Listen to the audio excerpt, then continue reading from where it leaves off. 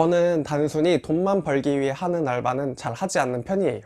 돈도 벌지만 돈 외에도 저의 성장에 뭐 하나라도 도움이 돼야지 일하는 의미가 있어서요.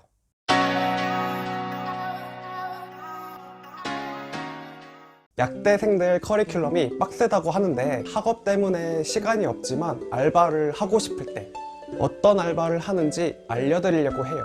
그러면서 여러분들에게 도움이 될 만한 걸 더 얹어드릴 게 없을까 생각하다가 다양한 알바 경험을 가진 제가 어떤 알바가 대학생이 하기에 꿀 알바인지, 그리고 알바를 하면서 제가 가졌던 마인드가 어떤 것인지 제 경험을 바탕으로 이야기해드리면 좋을 것 같아서 같이 소개해드리려고요.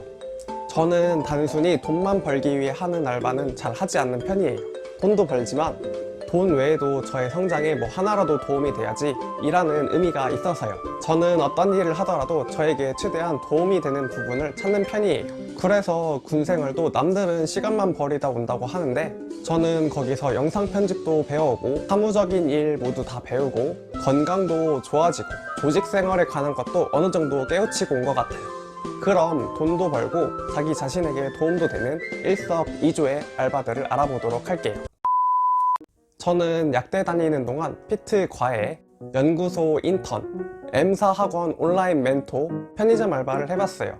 물론 약대 들어가기 전엔 더 많은 알바를 해봤지만 오늘 주제와는 맞는 것 같지 않아서 스킵할게요. 먼저 과외는 2시간, 3시간 조금씩 시간을 쪼개서 할 수 있기 때문에 학업에 부담이 적고 시급 또한 최저시급의 몇 배 정도 되기 때문에 고효율 알바입니다. 저는 중고등학생 과외를 하지 않고 피트 과외를 했었는데 그 이유는 제가 피트 고득점을 받았기 때문이기도 하고 제가 수험생활 동안 쌓은 고급 노하우들을 그냥 버리긴 너무 아깝더라고요. 과외를 하기 위해 수업 준비를 하는데 피트 내용이 약대 공부에도 도움이 되고 심지어 국시 공부에도 도움이 됐어요. 약대가 아닌 분들이면 사범대나 교대를 다니시면 초중고 과외를 구하기도 쉽고 전공도 살릴 수 있습니다. 과외는 경력이 중요한데 과외를 비교적 구하기 힘든 타 전공자분들은 친척 동생을 가르친다든지 학원 알바를 한다든지 지인을 통해 과외를 구해서 경력을 쌓으면 그 경력을 통해 새로운 과외를 구할 수 있습니다. 물론 성적을 어느 정도 올린다든지 성과는 있어야겠죠.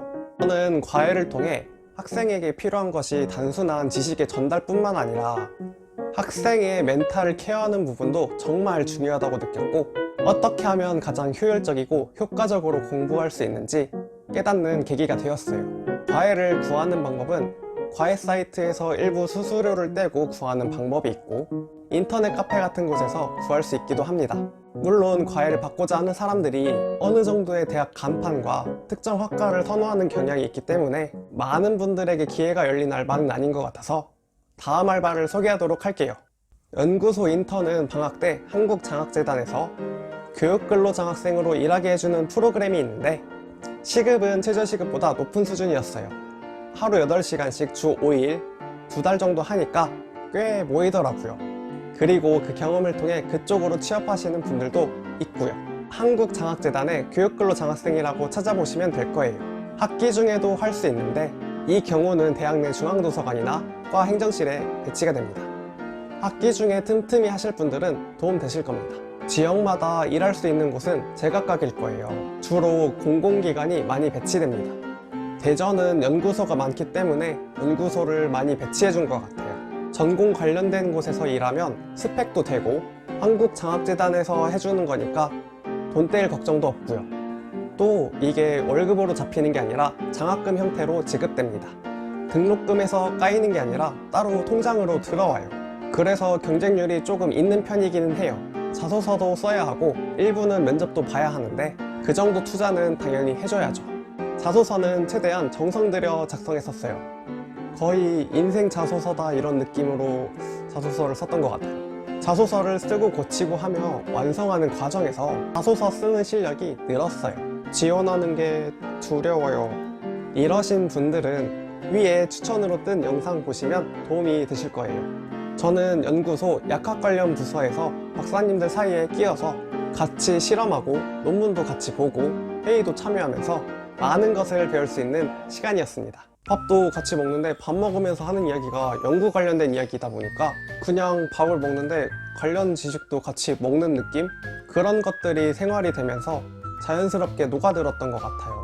또 그 당시 약학 연구 쪽에 관심이 있어서 진로를 알아보는데도 도움이 됐었죠.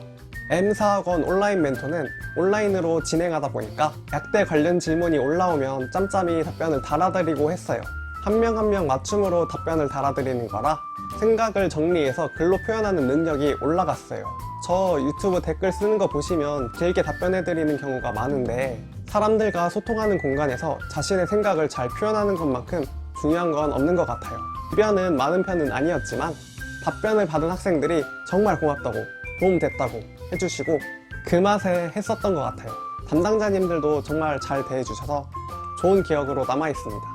그 알바를 하게 된 계기는 제가 M사학원에서 장학금도 받고 합격 수기도 적어서 내고 그랬었는데 그걸 계기로 온라인 멘토 할 생각 없냐고 연락이 왔었어요. 제 동기도 추천해서 같이 했었어요. 편의점 알바는 보통 방학 때 하는 알바는 방학 전에 미리 다 구해놔야 되는데 약대에서의 첫 방학이다 보니 그럴 겨를이 없어서 알바 구하는 타이밍을 놓쳐서 방학 때 그냥 쉬게 된 적이 있어요. 집에 그냥 있으려니까 정말 심심하더라고요. 여름 더운 날씨에 에어컨도 쐬고 돈도 벌 수 있는 집 근처 편의점에서 알바를 했었어요. 집에 그냥 있는 것보다 시원한 환경에서 다양한 사람들을 만나고 고객 응대하는 연습도 하다 보니까 정말 좋더라고요. 그리고 편의점 알바를 하면서 소규모 매장을 운영할 땐 어떤 것이 중요한지 그런 것도 깨닫는 계기가 됐어요. 다른 동기들은 과외나 학원 선생님으로 알바를 많이 했던 것 같고 카페 알바하는 동기도 있었어요. 약대생들은 알바를 한다면 보통 방학 때 하고 학기 중에는 알바를 매일 하기는 힘들어요. 평일 중에 며칠 아니면 주말을 통해 합니다. 시험 기간이 부담되긴 하지만 알바를 할 수는 있습니다. 알바를 한다는 게 자기 시간과 노동력을 투자하는 만큼 돈만 벌지 말고 조금이라도 더 얻어가는 시간이었으면 좋겠어요. 다들 여러 가지 이유로 알바를 할 텐데 그 알바 경험이 당신을 더 단단하게 만드는 계기가 되었으면 좋겠습니다. 여기까지예요. 도움이 되셨길 바라면서 이만 마치도록 하겠습니다. 뿅!